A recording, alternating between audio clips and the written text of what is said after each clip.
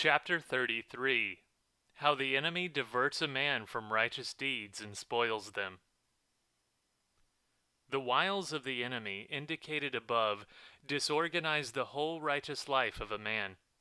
If a man resists them and follows the right path unswervingly, the enemy devises other wiles and other stumbling blocks.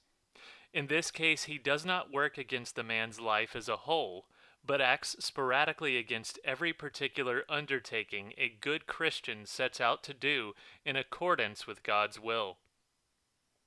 From the moment we open our eyes in the morning after sleep to the moment we close them again for the night, we are surrounded by a succession of activities, which follow one another and leave no moment empty, provided always we keep attention in ourselves and are not sick with laziness and negligence. Moreover, not only the practice of lifting the heart to God in prayer, not only the obligations of dealings with others in truth and love, not only the efforts to achieve a right equilibrium between body and soul in works and self-mortification, but even everyday affairs with laymen must all be directed towards achieving salvation and practiced with strict attention, watchfulness, and diligence. God helps those who show their zeal to do all things rightly by sending them His grace and by granting them the protection of angels and the prayers of saints. But the enemy never sleeps. In everything we do, he strives to disrupt the smooth course of our efforts and to lead us astray from right to wrong actions. He either hastens to stop us undertaking them, or, when they are begun, attempts to interfere with their progress. If he has failed in this, he strives to make their results worthless, or, having once more suffered defeat, plots to deprive them of all value in the eyes of God by inciting vanity and conceit. St. John of the Ladder speaks thus about it. In all the efforts by which we try to please God, the demons dig 3 pits for us. First, they try to obstruct our good undertaking.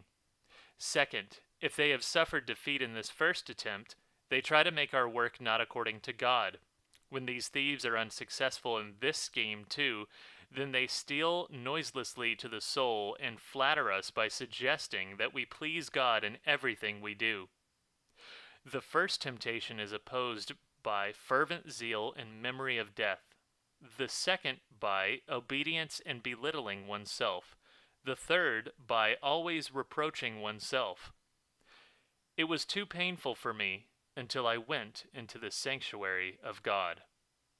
When divine fire enters our sanctuary, evil habits no longer have power over us, for our God is a consuming fire, consuming every uprising and movement of lust, every evil habit, and all hardness and darkness, whether inner or outer, seen or thought. No pen can describe all that this means. Keep attention in yourself and keep only one standard in your mind, to please God in everything, both great and small. Then life itself will teach you to discern clearly and see through the wiles of the enemy.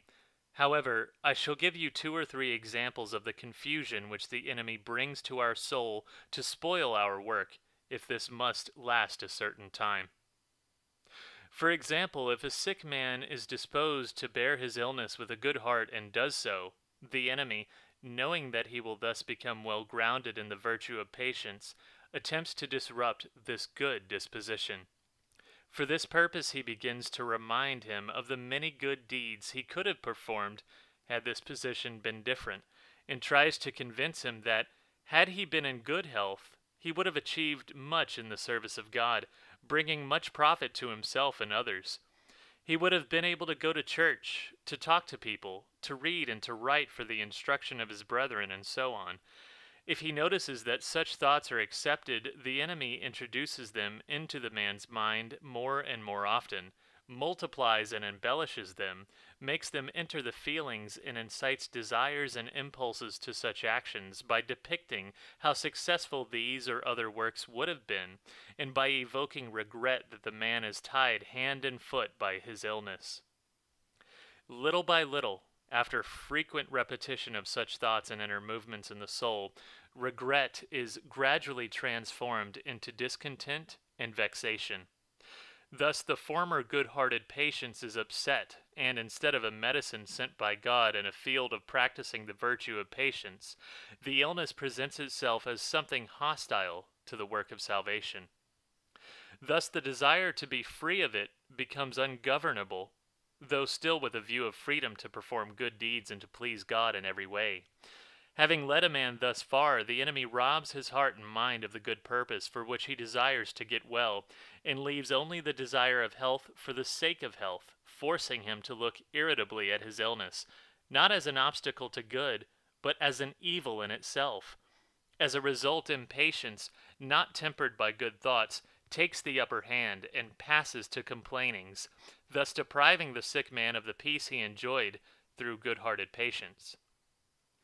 But the enemy rejoices that he has managed to upset him. In exactly the same way, the enemy upsets a poor man who bears his lot with patience, depicting to him the good deeds he could do if he had a fortune. In a similar way, the enemy often upsets those who practice obedience, either in a monastery or living with some starets, convincing them that while they continue to lead this kind of life, they will be slow in attaining the desired perfection, and exciting in them a wish to go into seclusion or the wilderness. And his suggestions are often obeyed, but having obtained their wish to live in solitude, men give themselves to negligence and so lose what they had acquired with great labor in their former life of obedience. The reverse also happens. When the enemy succeeds in driving a man away from solitude and seclusion, convincing him that he sits there alone with no profit to himself or others, whereas in a monastery useful works would flow day and night in an abundant stream. But when a man listens to this suggestion and enters a monastery, he does not manage to do the useful things he had hoped to perform, and soon loses what he had gained in the wilderness and is left with nothing. A great many similar cases exist, when the enemy succeeds in drawing a man away from one kind of occupation, tempting him with another, under the pretext that it is more useful, and thus disorganizes one and another alike. A man who has experienced teachers and advisors to talk with and who obeys their instructions with humble submission is easily delivered from all such temptations. But if for some reason a man is deprived of this blessing, let him keep attention in himself and learn to discriminate strictly between good and evil according to Christian principles, on which the lives of us all should be based. If circumstances which seem to us to impede our freedom in doing good are not the result of our will but are sent by God, accept them submissively and listen to no suggestions which make you depart from this submissiveness. When God sends such circumstances, he expects nothing more from you than that you should conduct yourself and act as the occasion demands, within the possibilities it offers. Whether you are sick or poor, endure it. God demands of you nothing but to endure.